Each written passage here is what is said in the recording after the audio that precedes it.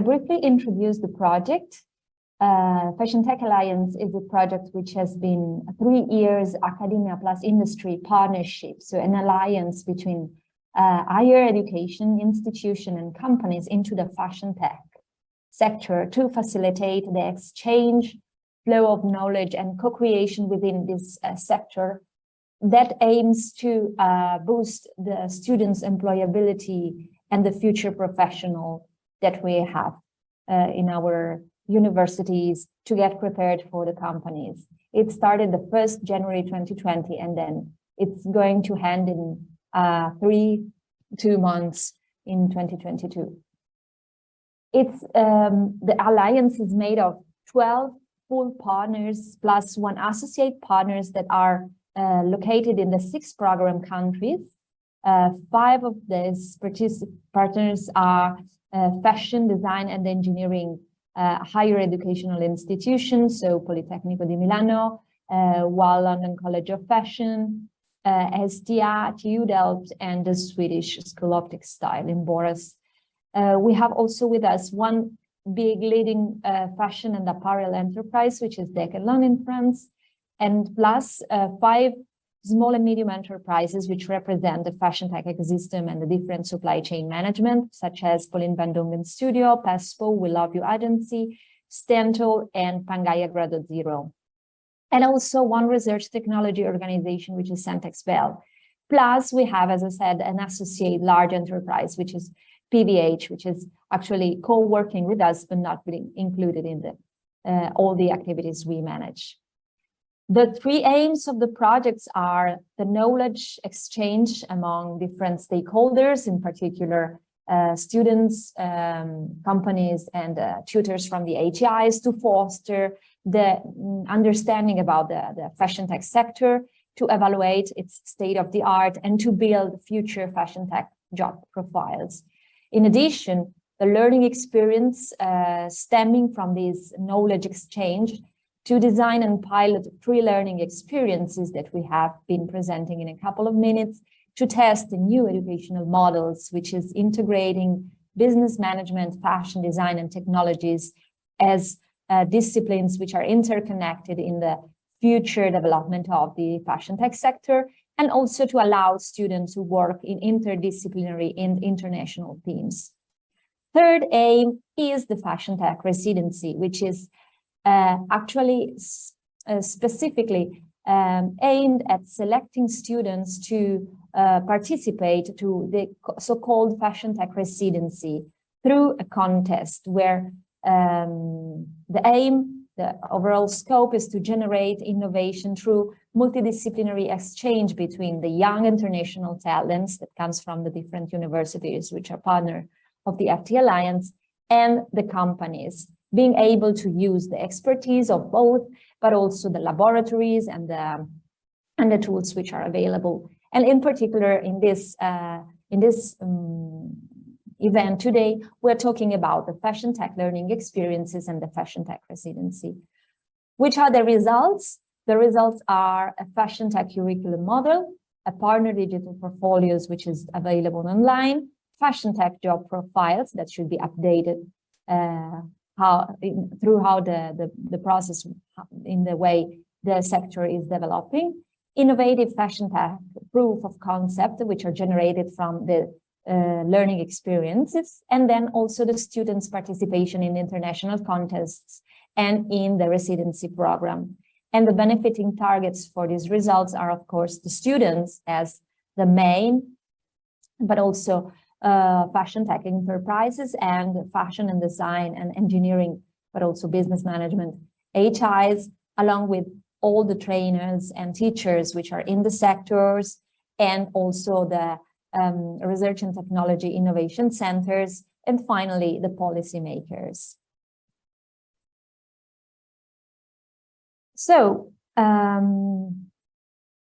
now I will briefly go through the fashion tech learning experiences, the new educational model that we have tested in this experience of Fashion Tech Alliance.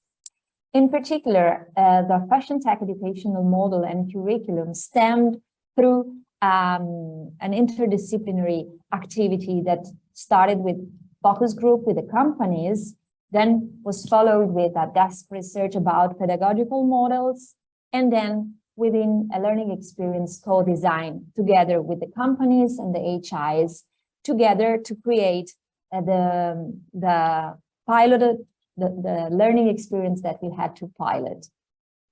These educational model guidelines are the base of the fashion tech learning experience that we have implemented, in particular learning flexibilities, giving the possibility to students to explore their path through a personalized learning, creating a common glossary among the different disciplines based on the fact that fashion tech is including students from design, fashion, engineering, and business management.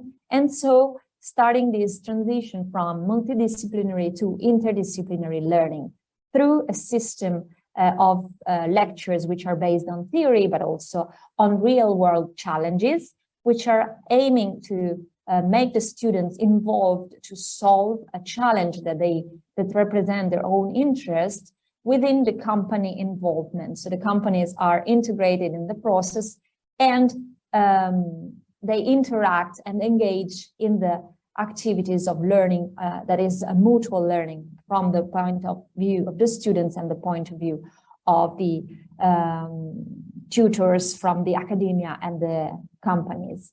And final is the openness of the tools and the lectures that we have provided throughout the process.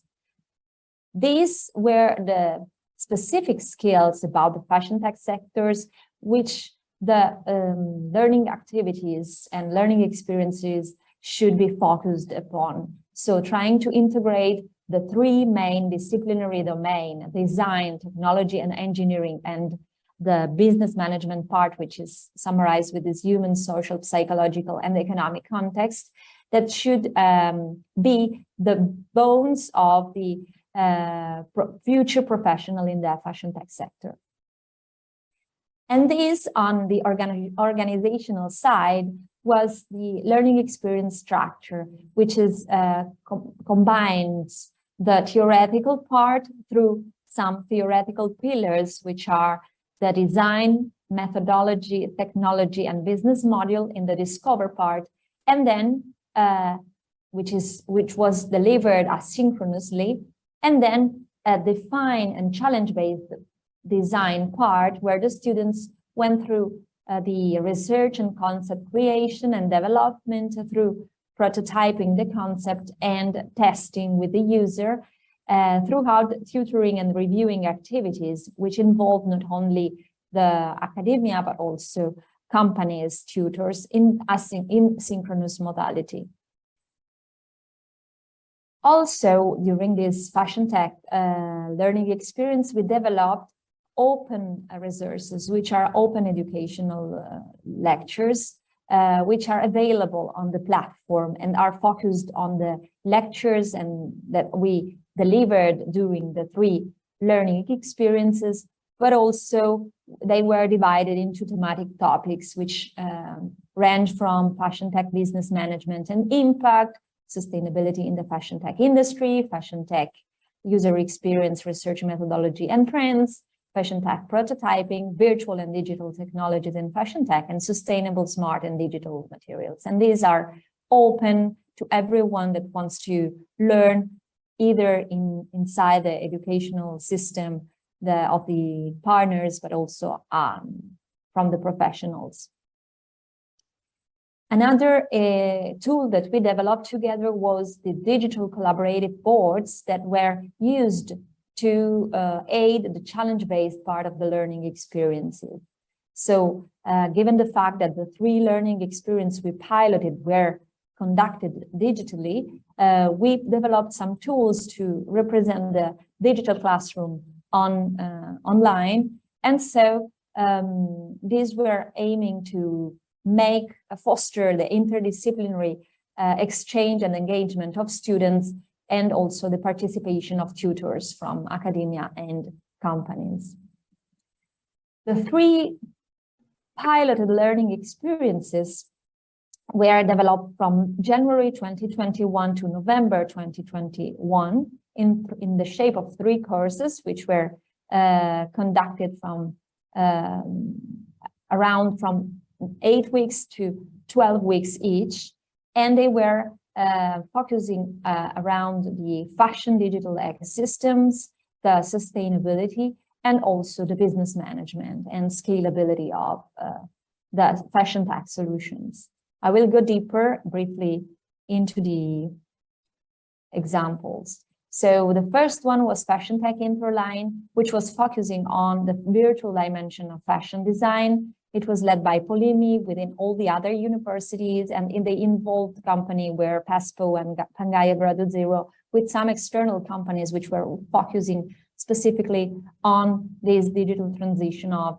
the fashion system and the fashion prototyping, such as Real Digital, ILEX, and WearFits. And as you see here, the specific skills that were involved ranged from the metaverse, the 3D modeling, the 3D digital simulation of physical properties, towards the technologies for traceability, entrepreneurship, sustainability and circularity, and also the user experience design. So the idea of the course was to develop a series of fashion tech concepts, which were not only focusing on the design of a digital garment, but also that the students would deal with the business management and also the project management of the overall startups that they imagined to create and of the business that they generated. The second course was about the secret life of clothing, exploring garment interaction, and was about specifically wearable technologies, but from the point of view of user perspective, in order to understand more the interaction with the garments, which with the technologies inside, to make the interaction more durable and so more sustainable, along with a reflection on the sustainability of the data that these wearable technologies retain. And as you see, it was led by UAL and also involved the consortium partners such as Pauline van Dongen Studio, but also external companies such as Daria. And in this case, the skills that were more interested in this activity were, of course, user interaction experience and data science, so artificial intelligence ethics, but also sustainability and also the making and prototyping within the smart textiles and wearable technologies. And these are some examples of the project that you also can see through the website, going deeper in detail on the released interaction among users and the wearable accessories that were developed by the students in cooperation with the companies and the university's tutors. Third and final learning experience was the scalability of multidisciplinary fashion tech solutions, addressing future sustainability challenge, where the students were facing sustainable development goals in order to develop fashion tech solutions that could be also scalable. It was focusing on the market research entrepreneurship, digital value chain organization, linked with sustainability and circularity, focusing on the business model scalability, as I said, and also on the service system design, tackling also the engineering part related to digital platform development, the recyclability of technologies and materials, but also smart textile and wearable technologies. And here you can see some of the prototypes that were developed that show a systemic way of thinking, including both the design, engineering, and the business management part, linking seldom the platform, so the service idea within the product idea of the fashion tech ecosystem. So finally, all the information that we summarized in this small talk are included in these two deliverables, which provide information on the structure, the first, and on the outcome, the second. Of course, there are things that could be implemented, like the way we innovate our teaching methods on a digital platform, and the way students can interact better through technologies and also exchange perspectives from interdisciplinary point of view. And of course, we will benefit from this lesson learned from this learning experience to innovate more in terms of increase the exercising part for students, involve more stakeholders as part of the challenge-based learning, boost companies' collaboration, and enhance critical reflection on the results achieved by the students and their skills. Yeah, I wanted to talk the things that we found out about the residencies that we had. So it's about the learning experiences and the residency structure model. Oh, so Daria already explained, of course, a little bit. So the residency program, what is it? Well, it's specially meant for students of our universities, and they are embedded in companies, in fashion tech companies, and can acquire practical skills. And we, as university and also as company, we supply mentors, we coach them, we help them. And they work indeed on real world problems, and in the end they develop all kinds of digital designs, prototypes, and tools for analyzing fashion tech markets. So why do we want to have that? Well, for the students, it gives them a real on-the-job learning experience. They learn to work with this real world problems. For companies, it's also interesting. They get to know the young fashion tech talents at an early stage. And for universities and companies, it's important because we can identify knowledge gaps in the curriculum and try to align that. So how did we organize this residency program? Well, it started with the companies of the fashion tech consortium, but also some companies, some external companies. They have to formulate their project descriptions. And the higher education institutes and the universities, we write out a fashion tech contest in order to select students. And this student selection is done by a jury. So after having selected the specific students, there is also a kind of period where we have to deal with the paperwork, all contracts with companies, etc. And then we have the actual exchange, the actual students working in the companies, doing their traineeship there. And in the end, it's important that we evaluate it and we do that, in fact, already the coaching, etc. we do already during the residency. But this evaluation is important to align the students with their work. This is a brief overview of the selection process. Actually, it's a kind of from the student point of view. So then students see the call for the residency program, they can apply for it.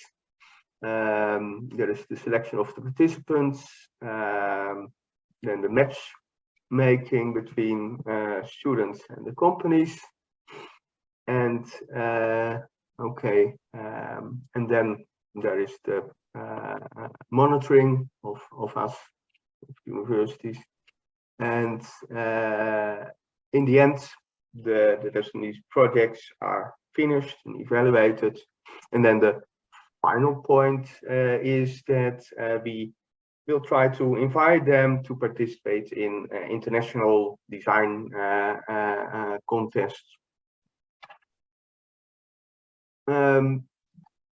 So how did we do this residency program?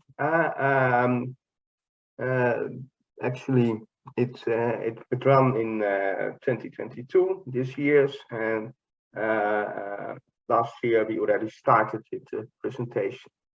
So, as was already mentioned, we are with 5 universities. There were 8 fashion tech companies participating. Okay, the names are written here: Syntax Bell, Pangian, Grado Zero, etc. All those companies together, they wrote about 20 project proposals.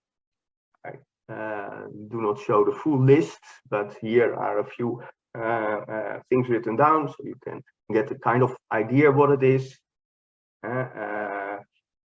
First thing is about bio-based ink for screen printing. The other one is about thermal comfort, so designing a vest or jacket for thermal comfort. Okay, the list goes on. In total, there were 20 of them.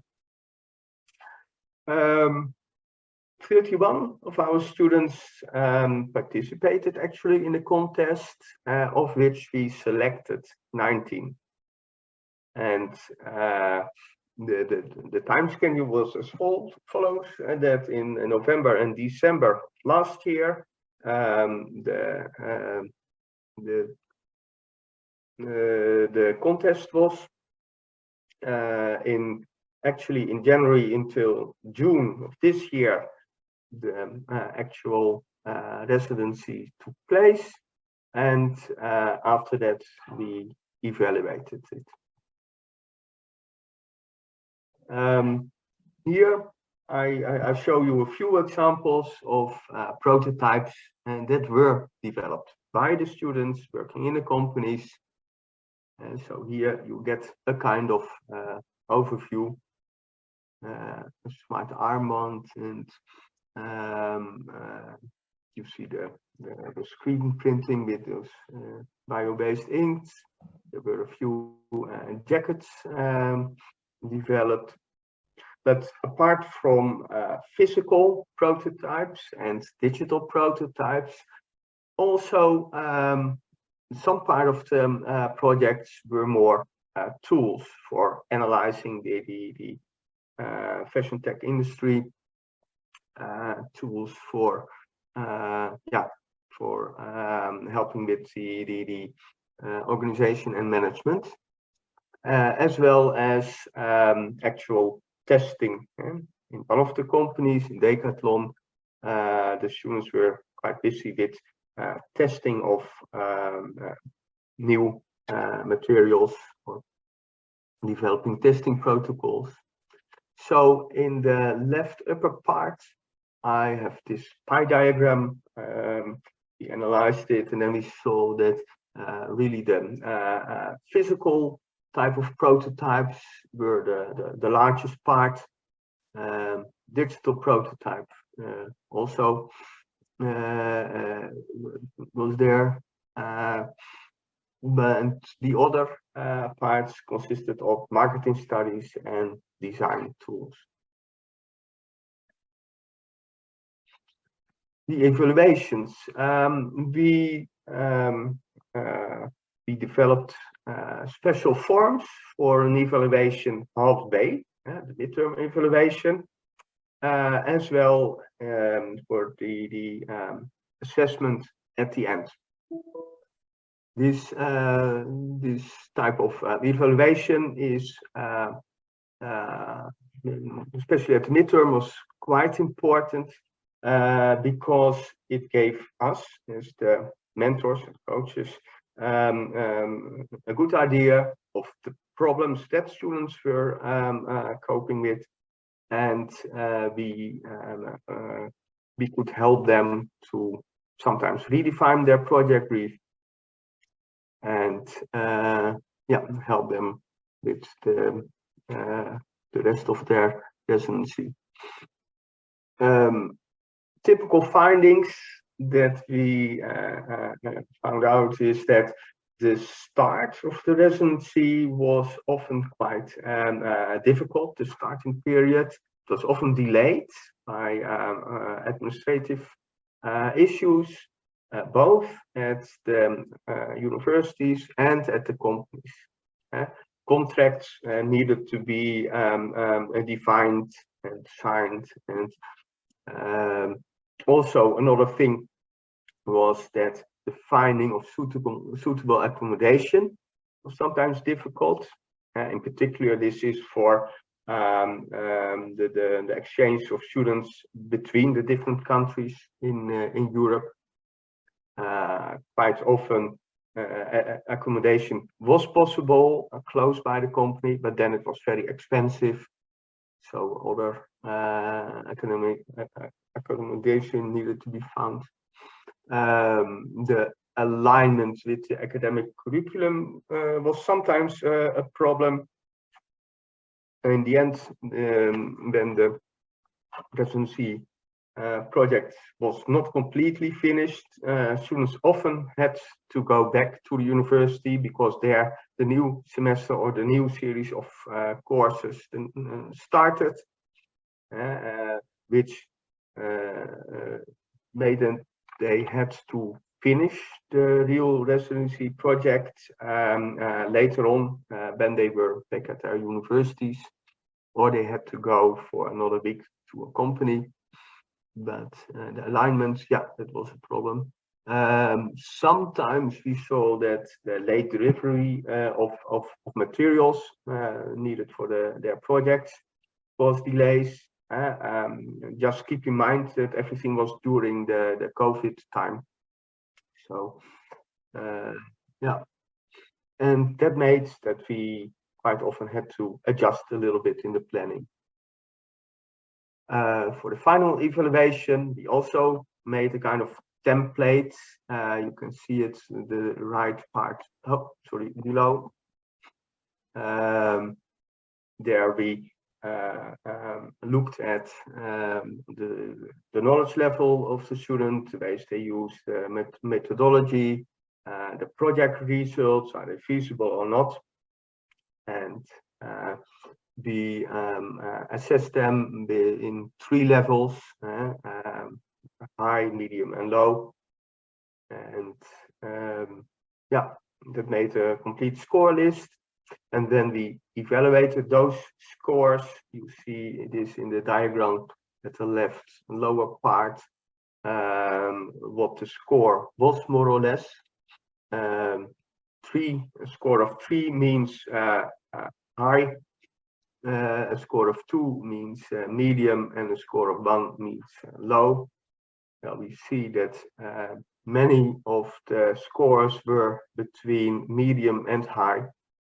And so actually the companies were quite pleased to have our students, and and some of them really did scored very high. The main findings here, a little bit summarized. So regarding the planning, it's important to plan at least 4 weeks before the actual start of the arrangements of for the arrangements of the extra paperwork. So 4 weeks before the residency, you should take some time for the paperwork. We also found out that some of the internships were only 4 weeks, or between 4 weeks and 2 months, and those in fact are too short. Better would be 2 to 6 months, and the maximum of 6 months is of course also related to the curriculum at universities. 6 months is a full semester. 2 months may even be a little bit too short, and if you go for a 2 month internship, then you must make sure that you don't lose time at the start with all the paperwork. The alignment with the academic calendar is crucial. I already mentioned that. The residency now we had in the 2nd semester, and if that is the case, I wrote down a typical schedule that if you want to organize something yourself next time, you can follow. So starting before November is already, you should ask companies for their project briefs. The website in which you announce the residency contest should be prepared. And if that is ready, then halfway November, you can announce the residency contest to the students. Also, this must be very well fine-tuned with the university agendas. In some cases, also in our own university in Delft, 15 November is already a bit late because the students just before that already choose what kind of courses and activities they are going to do in the 2nd semester. So you must announce it before that date. Well, halfway December, it's good to have the submission deadline because then by the end of the year, the jury can announce the winners and the selected students. And then you have the full month of January to arrange for the paperwork. For students, sometimes they also need that time to apply for a visa, and particularly the non-European students, that is, if they have to travel within Europe or if they have to travel to the UK, then they need to have a visa. In February to July will then be the actual residency program. Depending on the companies, that can be 2 to 6 months. So overall conclusions, the projects were quite well received by the students and the companies as well as universities. Only one case, one student was assessed to be below expectations, but in fact all the other 18 students were okay, assessed quite well. The main problems were the delays to administration and the fixing of hiring contracts, etc., and the finding of suitable accommodations. In fact, all these findings are written in 2 reports. I did not mention them here in the slides, but yeah, there you can find all those details. In those reports, you can also find the templates that we used for the assessments, and yeah, and all the information is there. So that was in fact my presentation. So of how we developed and executed this residency program. Do you have questions? So I'm going to try not to repeat too much about what was just discussed in terms of the takeaways from the residency, but I'm going to provide some overview of the evaluation surveys that we've run to find out what the participants perceive as the possible short and long-term impacts of these two different learning experiences, which include both the new education model and the fashion tech residencies. This slide provides an overview of the evaluation dimensions with various criteria that are not shown here that were used to evaluate both of the fashion tech learning experiences, which include 4 criteria, dimensions for short-term impact and 2 for long-term impacts that are focused on establishing these communities of practice and partnership and supporting the overall industry development and ability for students to get employment. So I'm going to go quickly into the learning experiences, the courses, as Daria explained in detail in the short and long-term impacts. These were evaluated with 3 separate surveys, which were associated with each of the different courses at each university. And the surveys included both, all 3, the students, the universities, and the companies that participated. And we're focusing on evaluating the short-term impact with respect to these 4 evaluation dimensions of the quality of the educational experience, the quality of the partnership development, the improvement of the graduate skills, and the quality of the innovative portfolio of prototypes. This presents a summary of these evaluations with respect to the short-term impact, which was based on a majority of the respondents evaluating these based on a 5-point Likert scale. And as you can see, there are quite high levels of evaluation of the impacts for most categories, with the lowest being related to the relevance of the portfolio of prototypes for the ability to boost the fashion tech companies and their creative potential. But overall, the results are quite high when summarizing all 3 courses. And this provides some additional details about the individual evaluation criteria.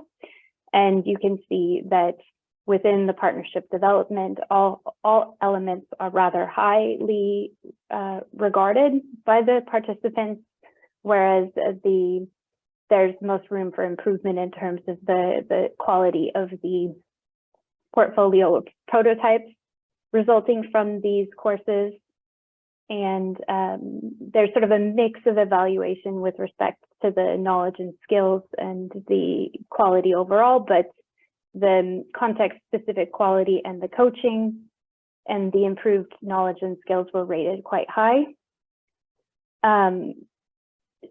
Moving to the long-term impact of these same courses, there was a 2-round Delphi survey that was used to evaluate all of the courses in one rather than individually. And they included the universities and the companies that participated, of which 13 responded in the first round and 10 responded in the second round, with the idea that in the first round, they were asked to provide improvements to possibly enhance these long-term impacts of transferability and scalability and employment boosting and innovation potential. And the second round was then based on whether or not those improvements could change these evaluation dimensions and how well the courses could have outcomes in the future. So to go into initial responses based on the first round, the majority of respondents found there to be a high interest and likelihood of replicating these these type of courses at the same level and in the same field, as well as at other levels related to academic or professional levels.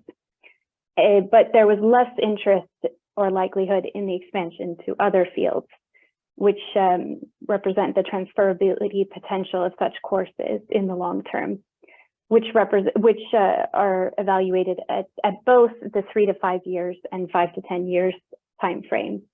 The scalability potential was evaluated to be somewhat interested and likely to scale beyond the EU, with more companies, with more of a likelihood of involving more companies and more universities in the next 3 to 5 years.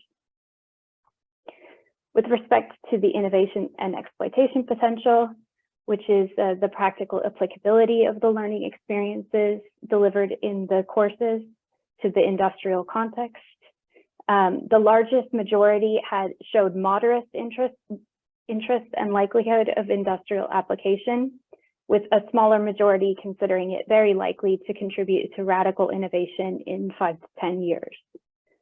The majority also showed moderate interest and likelihood of assimilating such results and the similar views on the ability to contribute to radical innovation in 3 to 5 years. With respect to the employment boosting potential in the long term, the largest majority showed a high interest and likelihood of improved industry recruitment and student ability to find employment, in particular in the 5 to 10 year time frame. So that was the first round. And then when going into these individual dimensions, several key suggestions for improvement were highlighted and ranked. And I will address the top ranked factors and how they impact the ability to of such courses to have higher transferability potential. So then the key suggestions were related to the improved collaboration with companies, which a majority of respondents ranked as a first priority. This includes more companies being involved in the tutoring and just general better connection of the challenge in the courses to the needs of the companies, and improved collaboration in the process of developing such learning experiences. Additionally, the next ranked factor is to change the course organization, in particular, reducing some of the bureaucracy at the university level, aligning the course curriculum and the academic calendars, both within the universities and between the universities, as I believe was mentioned, we've sort of discussed, because different universities have different timeframes. And additionally, some issues brought up were comprehensive support for the digital delivery of outcomes and platforms associated with it, as well as clear guidelines and materials and resources and definition of what the responsibilities each university has for input and tutoring to really make sure that the interdisciplinary experience is well put together. And with this is the importance of more time and compensation for the participation, which was ranked highly by a significant number of respondents. And so with these improvements, you can see that the ability to, or the likelihood of launching similar courses at other levels and in the same level are quite high, with some increase in consensus as to the high likelihood of doing this, especially in the 3 to 5 year time frame. But you can see that there's still a low likelihood and interest in launching similar type of courses in other fields versus in the same fashion tech type of field. With respect to scalability, the key improvements suggested were a plan for the project to have sustainability and collaboration over the long term, which was ranked highly by a significant number of respondents. This includes the possibility of a creating a Fashion Tech Alliance foundation or platform, defining clear strategy for collaborative partnerships, and making clear how to integrate new partners into the process. Overall, improved communication was considered crucial by either ranked second or third by a large number of respondents. This includes communication of the results towards external universities, highlighting benefits and opportunities of collaboration, but also communicating the skill set development that can motivate additional participation. So with such improved communication on both levels, you see that there's a moderate likelihood, there's still only a moderate likelihood or interest to expand beyond the EU level, to include more companies and to involve more universities, but there's more of interest in this in the 3 to 5 year time frame.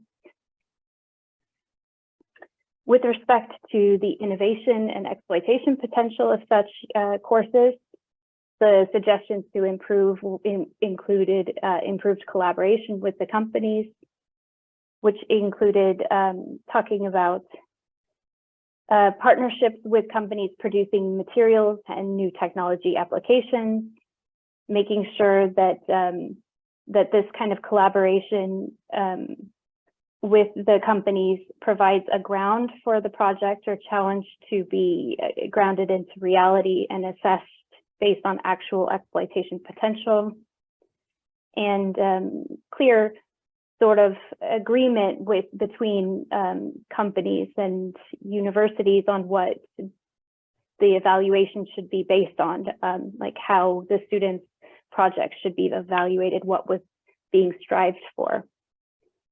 Additionally, a clear implementation plan was suggested to increase market readiness of possible outcomes and involving some real-life tests and pilot projects to iterate and improve.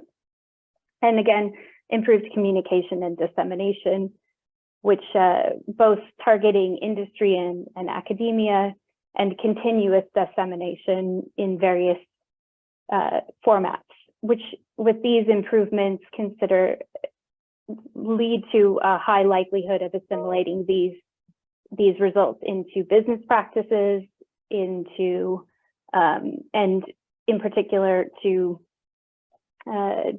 contribute to disruptive innovation in the industry in 5 to 10 years, most likely, rather than the 3 to 5. And with respect to the employment boosting potential of the fashion tech learning experiences in the courses that we've spoken about, the key suggestions are improved collaboration with companies, again, to better match the courses with the job market needs, and to make clear what relevant skill sets are required, and then communicate these to the students, which can be addressed in different ways, including possible career days, to have more interaction between the companies and the universities.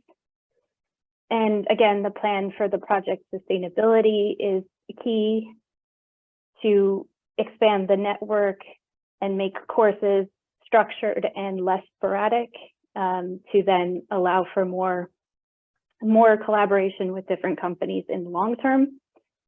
And again, sort of course design changes which relate to making sure that the integration of theory and practice is carefully handled, and helping students create the portfolio of projects to show real life examples, and with the understanding that such course contents need to be continually developed and redeveloped to reflect the changing sector. So with these important improvements, then you can see that there's quite a high likelihood of the ability to improve the industry's ability to recruit talent, especially in the 5 to 10 years, but only moderate likelihood that the the learning outcomes can improve the industry capacity to recruit talent. So switching gears to the residencies, there was one survey to evaluate the all of the residencies handled by multiple universities with various companies to evaluate these short-term impact evaluations again. Once again, there's quite a high evaluation from most short-term dimensions, with the largest room for improvement related to the quality and efficacy of partnership development. And as you can see, there's quite a high evaluation of the coaching and the knowledge sharing, and some room for improvement with the improvement of knowledge and skills and the context-specific quality of the partnership development. When quickly moving on to the Delphi study for the long-term impact, there was 2 rounds again with the same model, and included the higher education institutions and the companies, although 8 responses were in round 1 with 5 in round 2. In the first round, the transferability potential was evaluated to be quite high, with a majority saying that they expected this to be interesting and likely to be replicated in the same field and level. Again, lower for replication in other fields. In the scalability, there was a high interest to include more universities in 5 to 10 years, but less, again, for expanding beyond the EU and with more companies. With the innovation and exploitation potential, there was moderate interest and likelihood in contributing to radical innovation, and less for long-term application in the 5 to 10 years in the way of modifying business practices. And with respect to employment boosting potential, the highest interest or likelihood was to improve the talent recruitment of companies, whereas less evaluation likely for the opportunity for students to find employment. With a number of suggestions in place, there's some improvements to these long-term potentials, which include the suggestions are improved collaboration among the partners during this development and implementation of such a residency, adjusting these residencies into the higher education programs, better aligning the education, these sort of outside events and the normal schedule of education, and better including the students in the planning of these residency goals and activities. And then with these such suggestions, then there's a high likelihood in launching these type of courses, or these type of residencies in particular in the 5 to 10 year time frame. Whereas in the same academic field and level, you can see there's high likelihood within 3 to 5 years as well. With the scalability potential, one of the key issues that was suggested, that rather than having an agreement of the top suggestions, there was more of an agreement of the top 3 suggestions to increase scalability, which included workload control for the partners engaged in the residencies, aligning the residency projects with the future scope of participating companies, and creating a clear process overall and methodological ontology for replicating and expanding such residency programs, which with such suggestions in mind can allow for more involvement of companies and more involvement of universities, especially in the 3 to 5 year time frame. Again, expanding beyond the EU level is still not considered highly likely or interesting. With the innovation and exploitation potential, the suggestions include more active involvement of industry partners in co-creation of activities during the residency projects, the expectation that students should have more pre-knowledge, and adjusting the residencies again into the university's educational programs. Although there was an agreement on these top suggestions, but there was relative agreement that these top 3 should be considered in different orders, which then lead to a change in the likelihood of real life application, in particular in the 5 to 10 year time frame, and a higher likelihood of modifying business practices in that 5 to 10 year time frame, as well as in the 3 to 5, although lower for the long-term disruptive potential. I think we're still waiting for some additional responses to this survey as well. And the employment boosting potential, the key suggestions are improved collaboration between the universities and the companies, better communication, again, of the visibility of these projects and the skills developed, and developing students' competences to communicate their new skills learned, which then has an expectation to increase the students' opportunity to find employment to quite a high level, and increase the ability for companies to recruit talent in especially the 5 to 10 year time frame. So to conclude, some key suggestions were especially related to collaboration, communication, and better alignment with these experiences with the academic calendars, both within and between the higher education institutions and between universities and companies. Overall, there was a high opinion of the short and long-term impacts, with some exceptions. And I'm happy to answer any questions you might have about these evaluations.